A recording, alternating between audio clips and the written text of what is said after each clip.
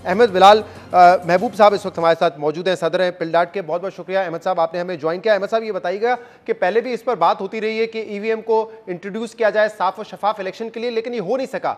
अब आपको लगता है जो हुकूमत चाहती है कि इसको इंट्रोड्यूस किया जाए, उस पर इत्तेफाक हो सकता है ऑपोजिशन और दीगर पार्टीज के दरमियान? देखिए, हुकूमत जिस तरह से इस मामले को अप्रोच कर रही है उससे ये मामला तो हल नहीं होने वाला। वो ईवीएम्स बना चुके हैं और अब वो उन्हें कह रहे हैं कि आके आप ईवीएम्स को देखिए। देखिए, जो ईवीएम बनाना है ये हुकूमत का काम नहीं है।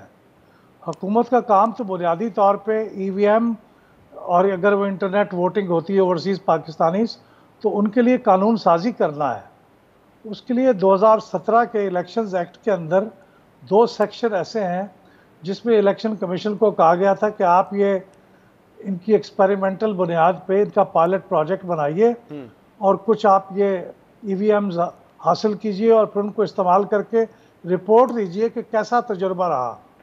उन्होंने ये रिपोर्ट दिए हुए कि एक को 2.5 साल हो गए हैं, एक को 3.5 साल हो गए हैं। वो असेंबली के अंदर पड़ी हुई है, पार्लियामेंट के अंदर पड़ी हुई है। हुकूमत उसे तो डिस्कस नहीं कर रही। वो डिस्कस करेगी तो उसके नतीजे में फ़ैसला हो पाएगा कि ईवीएम हमारे यहाँ ठीक चला या नहीं चला, उसका नतीजा क्या होगा और हमें लेना चाहिए या नहीं।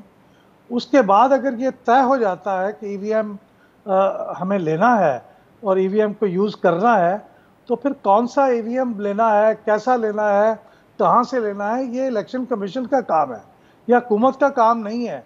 तो हुकूमत इसको बिल्कुल उलट तरीके से कर रही है, तो उसकी वजह से फिर अपोजिशन के अंदर भी वो कॉन्फिडेंस नहीं है। मेरा ख्याल ये है कि चूँकि इसमें बैलेट पेपर में तो सामने नज़र आता है कि आपने किसको वोट दिया, उस पर मोहर लग गई। यहाँ पे चूँकि आपने एक बटन दबाया, उसके ज़रिए से हो सकता है एक पेपर ट्रेल में पेपर भी आ जाए, लेकिन जब ये चिप और ये ईवीएम जाके कनेक्ट करेंगे जहाँ से रिजल्ट कंपाइल होंगे, तो उसके अंदर क्या प्रोग्रामिंग हुई है इसका लोगों को पता नहीं है। अहमद साहब, इस पर क्या है कि ये जो ईवीएम है ये हम नहीं बना रहे और ये अथॉरिटी ईसीपी के पास ही होगी कि वो किस किस्म का प्रोटोटाइप इस्तेमाल करना चाहती है। लेकिन जरा ये बताइएगा कि आपको लगता है कि इससे क्या पाकिस्तानी जो इंतखाबात होते हैं उसमें शफाफियत बढ़ जाएगी या शफाफियत पर सवाल उठेंगे? क्योंकि कई ममालिक जो नहीं इस्तेमाल करते वो पेपर बैलेट की तरफ जाते हैं, लेकिन इंडिया में हमने देखा है कि जो इलेक्शन फ्रॉड था उसमें कमी आई है, इनवैलिड वोट्स का जो इशू था उसमें कमी आई है, तो इस तरह के फवायद भी वहां पर हासिल हुए हैं। ये आपकी बात दुरुस्त है कि जो इनवैलिड वोट्स हैं, यानी जो ज़ाया होते हैं वोट, वो तकरीबन ना होने के बराबर होंगे, ये सही है। लेकिन वो पाकिस्तान में पहले भी 1% से कम, कहीं 1 से 1.5% होता है। वो बहुत बड़ी तादाद में वैसे भी नहीं होता, लिहाजा वो हमारा बड़ा मसला नहीं है। हमारे यहाँ जो एतमाद नहीं होता वो ये है कि जो बड़ी ताकतें हैं मुल्क की, वो प्री पोल जो फेज़ होता है उसके अंदर चीज़ों को मैनिपुलेट करती हैं, उम्मीदवारों को मैनिपुलेट करती हैं। अगर आप सियासी जमातों से पूछें तो उनका बड़ा मसला तो ये है, उनका बड़ा मसला। फिर आप प्रिजाइडिंग ऑफिसर्स गायब होने लगे हैं, अब ये भी फैशन हो गया। तो ये अब इसके साथ ईवीएम्स गायब हो जाएंगे, ईवीएम्स में जाके चिप बदल दी जाएगी, ईवीएम्स बल्कि पूरे का पूरा भी बदल सकता है। तो ये सारी बातें शकूक व शुबहात पे इजाफे का बायस बनेंगी, इसमें कमी नहीं होगी। ईवीएम्स, और आप देखें इसके ऊपर कितना बड़ा खर्च कर रहे हैं, आप 100 बिलियन से ज़्यादा खर्च कर रहे हैं।